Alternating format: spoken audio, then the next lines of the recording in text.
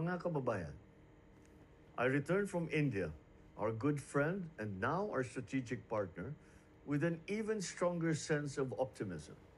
Optimism that our bilateral partnership will foster progress and prosperity for both countries and also contribute to the peace and security in the broader Indo-Pacific region. The elevation of our bilateral ties signals our mutual recognition of the complementarity and alignment of our interests, not only in bilateral matters, but also in many regional and international issues of critical importance to both our countries. During my visit, I met with Prime Minister Narendra Modi and his top officials, wherein we discussed concrete ways to realize the full potential of bilateral and multilateral cooperation. Towards this end, our two governments signed several cooperation agreements.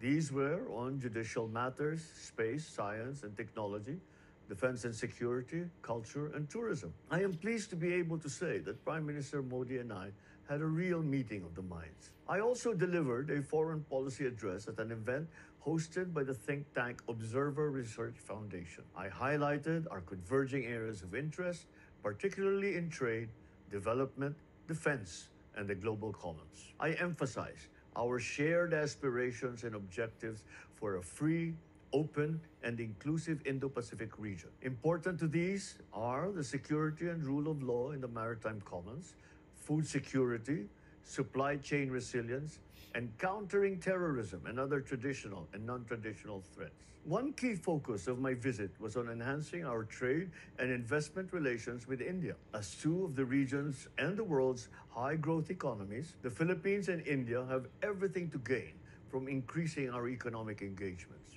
With members of our business delegation, I met with India's foremost business leaders and investors in New Delhi and Bengaluru. These include those that have already significant investments in the Philippines and also those considering entry into the Philippines. We showcased the strength of our economy, the talent of our people, and the opportunities that await those who choose to invest in the future of the Filipino nation. We secured a total of 18 business agreements comprising real investments of $446 million and generated interest for a potential of up to $5.8 billion.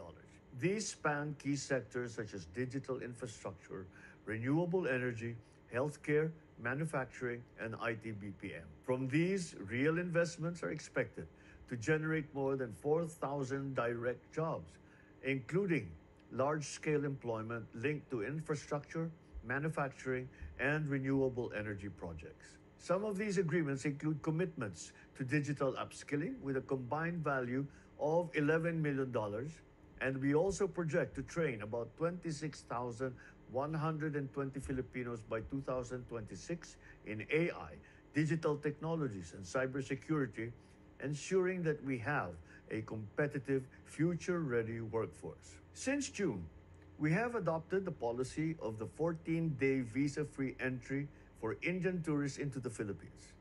In response, Prime Minister Modi announced that Filipinos can now apply for tourist e-visas to India free of charge. These positive developments will help improve two-way tourism and stronger linkages between our two countries and peoples. Prime Minister Modi and I discussed ways for partnerships in the development of the Philippines' digital infrastructure to strengthen our digital systems and capabilities. Another particularly exciting sector are the prospects of our space cooperation. And of course, it was our great pleasure to meet with the Filipino community in India. It is important to recognize their important contributions, not only to the economy, but in promoting a Philippine culture abroad and fostering people-to-people ties. Once again, I thank them for their warm welcome and for serving as a bridge between our two cultures. As strategic partners, the Philippines and India enter a new era of closer, multidimensional,